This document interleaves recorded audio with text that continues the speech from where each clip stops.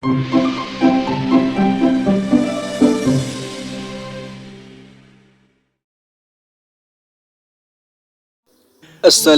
আলাইকুম ওয়া রাহমাতুল্লাহি ওয়া বারাকাতুহু। নাহমাদুহু ওয়া নুসাল্লি আলা রাসূলিহিল কারীম, আম্মা বা'দ। প্রিয় শ্রোতা মণ্ডলী, হাজির হলাম ইসলামিক ভয়েস বাই নাজমুল চ্যানেলের নতুন আরেকটি ভিডিও নিয়ে। আজকের এই ভিডিওটিতে গুরুত্বপূর্ণ একটি হাদিস সম্পর্কে জানার চেষ্টা করব ইনশাআল্লাহ।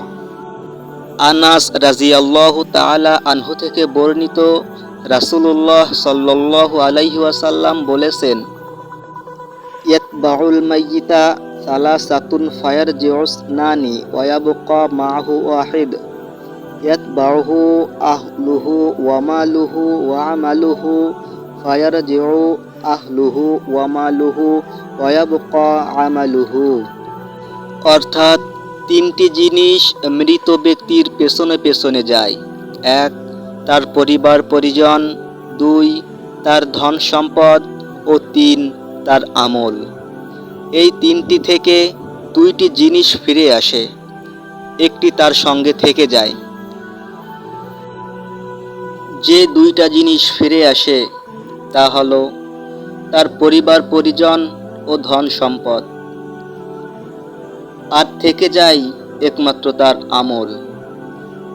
সুতরাং তার আমলই একমাত্র তার সঙ্গী হয়। এটা সহিহ বুখারীর 6514 নম্বর হাদিস। প্রিয় শ্রোতা মণ্ডলী, এই হাদিস থেকে আমরা কি শিক্ষা পেলাম? এটাই শিক্ষা পেলাম, আমার পরিবারকে ভালোভাবে রাখার জন্য, ভালোভাবে পরিবারটাকে চালানোর জন্য কত অন্যায়ভাবে ধন সম্পদের পাহাড় তৈরি করতেছি, হালাল হারাম মানতেছি না, অন্যায়ভাবে জোর জুলুম করে মানুষের সম্পদ আত্মসাৎ করে নিজের নামে করে নিতেছি। আর এই ধন সম্পদ গোছানোর জন্য আমরা দিনের পর দিন ছুটে চলেছি। ছুটতে ছুটতে আমরা এটাই ভুলে গেছি যে পরকালীন একটা জীবন আছে, যেখানে ভালো মন্দের হিসাব দিতে হবে, যেখানে আমল ছাড়া বাঁচার কোনো উপায় নাই। সেইখানে নেক আমলই একমাত্র আমাদেরকে রক্ষা করতে পারবে।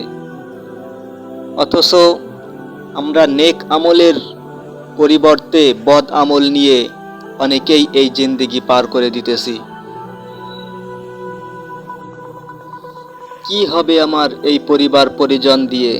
কি হবে এই ধন সম্পদ দিয়ে? মৃত্যুর পরে একমাত্র আমলই আমার সঙ্গী হবে, হোক সেটা নেক আমল অথবা বদ আমল।